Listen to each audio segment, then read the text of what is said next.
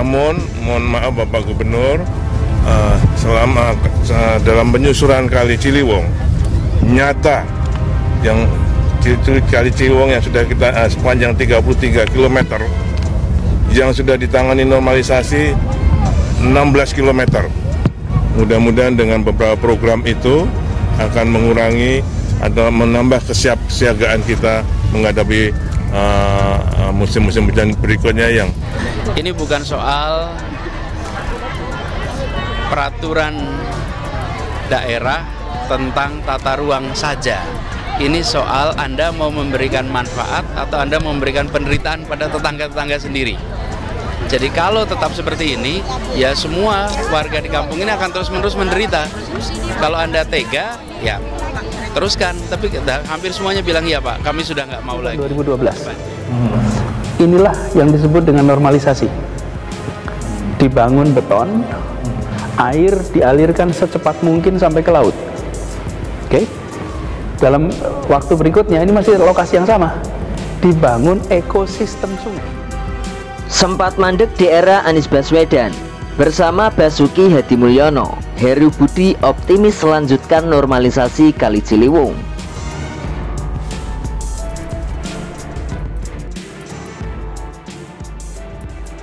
Pemerintah Provinsi DKI Jakarta optimis dapat menyelesaikan target normalisasi Ciliwung sepanjang 4,8 km pada tahun 2023. Langkah pertama yang dilakukan oleh rezim Pemprov DKI Jakarta di era PJ Gubernur Heru Budi Hartono adalah dengan menganggarkan 700 miliar pada APBD 2023 untuk membebaskan lahan-lahan di bantaran kali. Untuk melancarkan target normalisasi tersebut, pada 3 November 2022 yang lalu, Dinas Sumber Daya Air atau SDA DKI Jakarta langsung melakukan rapat koordinasi dengan Balai Besar Wilayah Sungai Ciliwung, Cisadane Kementerian Pekerjaan Umum dan Perumahan Rakyat. Kepala BBW STC Bambang Heri Mulyono menjelaskan, rapat koordinasi itu untuk menginventarisasi lahan-lahan di bantaran kali. Inventarisasi perlu dilakukan untuk mengantisipasi hambatan dan konflik yang berpotensi muncul di lapangan saat proses pembebasan lahan. Dengan begitu, normalisasi Ciliwung dapat berjalan sesuai target. Selain menganggarkan dana, Pemprov DKI Jakarta juga mengaktifkan tim yang dulu pernah dibentuk. Berdasarkan data Dinas SDA DKI Jakarta, normalisasi Ciliwung perlu membebaskan 6,45 hektar lahan di 4 kelurahan yang terletak di bantaran Kali Ciliwung. Areanya tersebar di Kelurahan Cililitan, Kelurahan Cawang, Kelurahan Kampung Melayu, Kecamatan Jatinegara, Jakarta Timur, Kelurahan Rajawati, Kecamatan Pancoran, Jakarta Selatan. Dalam hal ini, Pemprov DKI Jakarta memiliki dua kebijakan yang akan diterapkan kepada warga yang bakal terdampak normalisasi Kali Ciliwung. Warga pemilik lahan bakal mendapatkan ganti untung, sementara jika tidak memiliki sertifikat kepemilikan lahan, warga bakal dipindahkan ke rumah susun.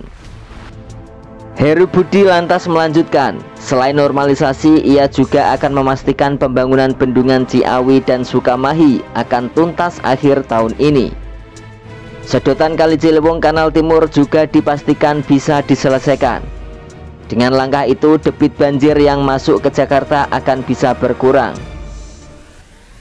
Dalam 5 tahun terakhir masa kepemimpinan Anies Baswedan sebagai gubernur, hal tersebut bahkan diakui Wakil Gubernur DKI Jakarta di era tersebut, Ahmad Riza Patria.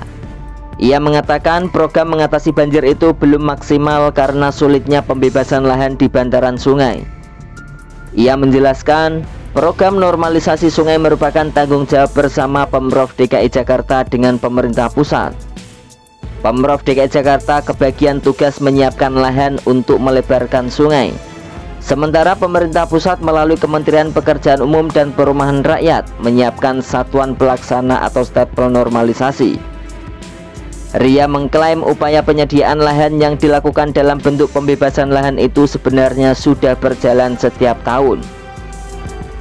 Namun sayangnya Pemprov DKI Jakarta menemui sejumlah hambatan saat pembebasan lahan seperti sengketa, konflik, dan lain-lain.